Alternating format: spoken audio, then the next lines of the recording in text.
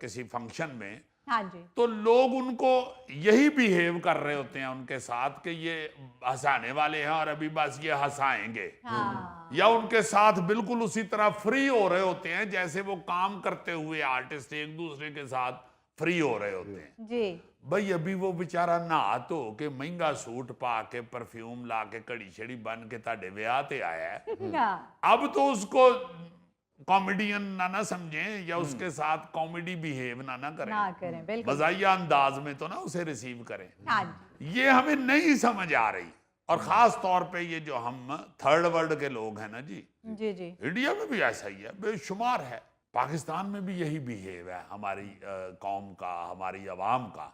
जी। मतलब ऐसे ऐसी मजाहिया बात कर देते हैं कि बंदा हैरान रह जाता है, मुंह देखता रह जाता है कि अब इसको मैं इसका क्या जवाब दूं। जैसे वो 2-3 दफा मैंने ये वाकया सुनाया हुआ है, मैं और इरफान खूसट साहब वो गाड़ी में थे और इरफान साहब पेट्रोल डलवाने के लिए रुके एक पेट्रोल पंप में। वो पेट्रोल डाल के बंदा जब पैसे जैसे लेने लगा, हाँ जी। हाँ जी। तो उसकी नजर पड़ी इरफान साहब पे, तो कहता है आज तो बड़े सीरियस हो जनाब। तो इरफान साहब कहते हैं बस यार आज जरा तबीयत खराब है, नहीं तो तेनों पता है पेट्रोल पवांदा तो मैं बड़ा नाचना हूं। भाई मेरा मतलब है एक बंदा गाड़ी में बैठा हुआ पेट्रोल डलवा रहा है, हाँ। तो ये क्या तुक बनता है इस फिक्रे का कि आप आज तो बड़े सीरियस हैं। हाय। उस पे तो यही जवाब बनता है ना कि भाई अगे केड़ा मैं पेट्रोल पवांदा डांस करना बिल्कुल। या तेन जुगता करना। एक और भी मैंने बात सुनाई हुई है, वो ऐसे याद दहानी के लिए बता रहा हूँ कि हज करने गए हुए थे कवि खान साहब मोहतरम, अल्लाह ताला उनको जन्नतुल फिरदौस में बड़ा आला मुकाम अता फरमाए। अब वो एक इंतहाई संजीदा आदमी थे अपनी लाइफ में और बड़े ही प्यारे, किसी से कोई वादा घाटा करना ही नहीं, ना ही किसी से कोई ऐसा जुमला कहना है कि किसी की दिल आजारी हो। सारी जिंदगी हमने देखा है। हाँ जी। अब हम लोग हज करने के लिए वहां पे तवाफ कर रहे हैं खाना काबा का। जी जी। तवाफ के दौरान यार एक बंदा कवि साहब को कहता है तुसी भी हज करन आए। हाय। अब क्या हालत होगी एक ऐसे एज के बंदे की कि यार ये क्या फिक्र है। और नाराज हुए, फिर फौरन संभल गए बेचारे, कहते हैं कि यार हम नहीं हज कर सकते।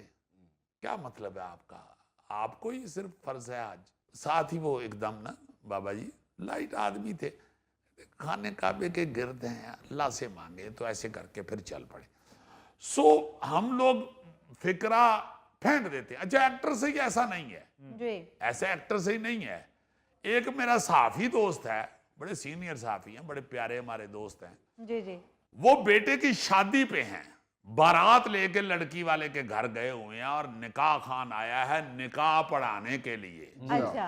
और वो कहते हैं कि निकाह खान आया है बैठा है, तो हम ये सोच रहे हैं कि अब निकाह शुरू हो जल्दी से। हाँ। तो कहते हैं निकाह खान बैठा है, उसने ऐसे रजिस्टर खोला है और साहब शुरू हुआ है ये वो। तो वो साइन करवाते हुए ना जी कहता है जी कि दूल्हे के बाप कौन है। तो कहते हैं मैंने वो गवाह के तौर पे या किसी तरह भी साइन करने के लिए उसने रजिस्टर उधर किया, तो वो उनको पहचान लिया उसने। अच्छा। तो कहते हैं कि वो साइन करवाने की बजाय मुझे कह रहा है कि जनाब है तो कुछ दसो हुकूमत दा की बनेगा। हाय। कहते यार ऐसे ले तो मैं मुंडा ब्याहन आया, मैं कोई इलेक्शन लड़न नहीं आया। तो कहते कि मैं उसका मुंह देखना शुरू हो गया कि भाई तू निकाह पढ़ा दस्तखत करा ते गल मुका।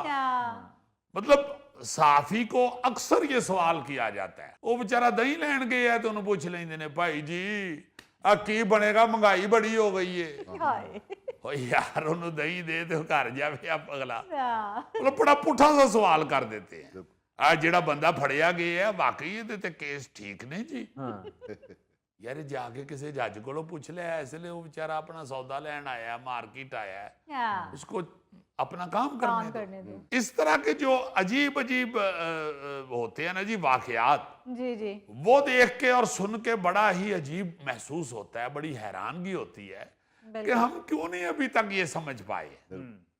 ये क्यों इस तरह का जुमला हम कस देते हैं या इस तरह की बात कर देते हैं। हाँ जी। कि अगला बेचारा भाई उसकी एक जॉब है, वो अपनी जॉब पे जब होता है इस तरह का काम करता है। हाँ। अब वो जॉब पे नहीं है, अब कहीं फंक्शन पे आया है या खाना खा रहा है, होटलिंग कर रहा है या किसी अब तकरीब में बैठा हुआ है जी तो उसको आप उसकी जॉब के हवाले से पूछना शुरू हो जाएं या उसका इंटरव्यू शुरू कर दें हाँ तो ये नहीं ठीक। सही नहीं ये बिल्कुल बड़ी ही बुरी बात है और ये कई दफा हम डिस्कस कर चुके हैं मगर ये हम लोग नहीं समझ रहे। हाँ जी खास तौर पे हमारे पंजाब में ये है।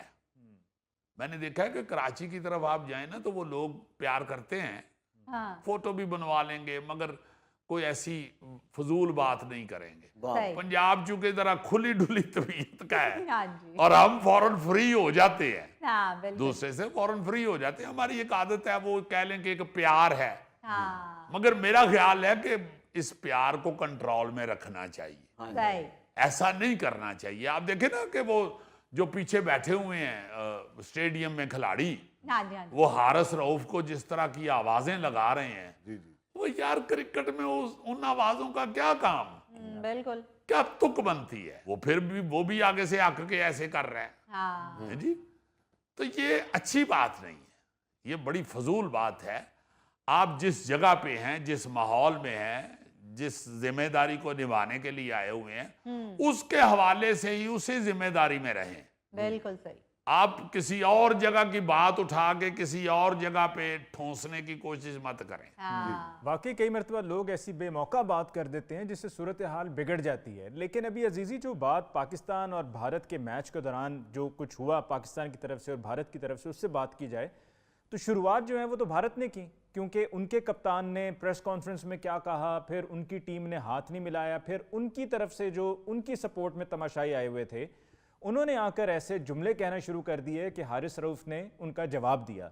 मैं यही कहना चाह रहा हूं ना जी, वो भारत हो या हम हो या कोई भी हो, भाई बेमौका बात नहीं करनी नहीं करनी चाहिए। चाहिए। मैच हो रहा है यार, क्रिकेट हो रहा है, क्रिकेट के हवाले से एंजॉय करो।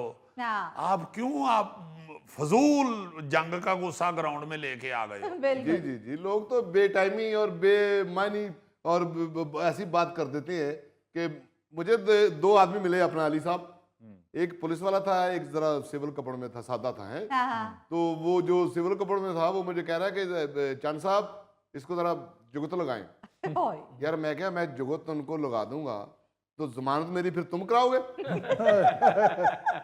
यार मुझे नज़ला जुकाम हुआ था, मैं डॉक्टर के पास दवाई लेने के लिए गया हूँ तो डॉक्टर ने मुझे सिरप लिख के दिया। तो जो मेरे साथ मरीज बैठा हुआ था वो कह रहा है सिरप शीशी वाला ना लेना, ड्रम लेना। ਐਸੇ ਤਰ੍ਹਾਂ ਹੋ ਗਈ। ਮੈਂ ਵੀ ਡਾਕਟਰ ਕੋਲ ਗਿਆ, ਡਾਕਟਰ ਸਾਹਿਬ ਨੁਸਖਾ ਲਿਖ ਰਹੇ ਨੇ ਤੇ ਪਿੱਛੋਂ ਕੰਪਾਊਂਡਰ ਕਹਿੰਦਾ ਸਰ ਜੀ ਇਹਨੂੰ ਕੋਈ ਵੱਡੀ ਗੋਲੀ ਨਾ ਲਿਖ ਕੇ ਦੇਣਾ, ਇਹਦੇ ਸੰਗ 'ਚ ਫਸ ਜਾਏਗੀ। नाज़रीन, इसके साथ ही आज के प्रोग्राम हस्बे हाल का वक्त खत्म हुआ। चाहते हैं अपने मेज़बान अली मुमताज़ को दीजिए इजाज़त। अल्लाह ने के बाद।